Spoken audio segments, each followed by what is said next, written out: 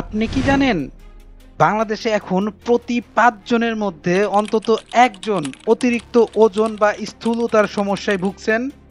অনেকেই ভাবেন ওজন কমানো মানেই না খেয়ে থাকা, কঠোর ডায়েট বা জিমে গিয়ে ঘাম ঝরানো।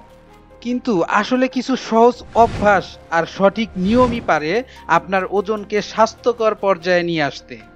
আজকের ভিডিওতে আমি আপনাকে বলবো এমন কিছু উপায় যেগুলো আপনাকে ডায়েটের কষ্ট না দিয়েই ধীরে ধীরে স্বাস্থ্যকরভাবে ওজন কমাতে সাহায্য করবে।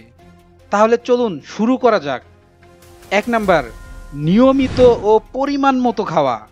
অনেকে ভাবে কম খেলে তবেই ওজন কমবে, কিন্তু আসল কথা হলো ঠিক সময়ে পরিমাণ মতো স্বাস্থ্যকর খাবার। ভাত বা রুটি একেবারেই বাদ না দিয়ে পরিমাণ নিয়ন্ত্রণ করুন। ভাজা পোড়া কমিয়ে দিন, এর পরিবর্তে শাকসবজি ও ডাল বাড়ান। ২ নাম্বার, পর্যাপ্ত পানি পান। অনেক সময় ক্ষুধা আর তৃষ্ণা গুলিয়ে যায়, পানি কম খেলে বারবার খেতে ইচ্ছা করে। প্রতিদিন ৮ থেকে ১০ গ্লাস পানি পান ওজন কমাতে সাহায্য করে। ৩ নাম্বার, নিয়মিত হাঁটা ও ব্যায়াম।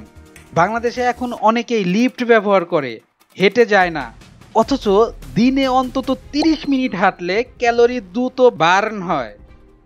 গৃহস্থলীর কাজ বা সিঁড়ি ভেঙে উপরে ওঠা এগুলো চমৎকার ব্যায়াম। মিষ্টি ও চিনি কমানো। চা, কফি, কোমল পানীয় এসব আমাদের দৈনন্দিন জীবনে অনেক বেশি খাওয়া হয়। এগুলো ধীরে ধীরে শরীরে চর্বি জমায়, তাই চিনি কমিয়ে আনুন। প্রয়োজনে চিনি ছাড়া গ্রিন টি বা লেবু পানি পান করুন। ৫ নাম্বার, পর্যাপ্ত ঘুম।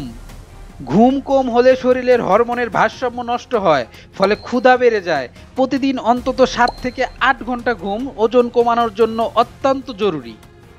৬ নাম্বার, স্ট্রেস কমানো। চিন্তা বা স্ট্রেসের কারণে অনেকেই অতিরিক্ত খেয়ে ফেলে। নামাজ, ধ্যান বা রিল্যাক্সেশন এক্সারসাইজ করলে মন শান্ত হয়, খাওয়ার ইচ্ছেও কমে যায়। ওজন কমানো আসলে কঠিন কিছু নয়, বরং ছোট ছোট পরিবর্তনেই আসে বড় ফলাফল। সঠিক সময়ে খাবার, পর্যাপ্ত পানি, নিয়মিত হাঁটা আর পর্যাপ্ত ঘুম এগুলো মেনে চললেই আপনি দেখবেন পার্থক্য। মনে রাখবেন, লক্ষ্য শুধু পাতলা হওয়া নয়, বরং সুস্থ থাকা।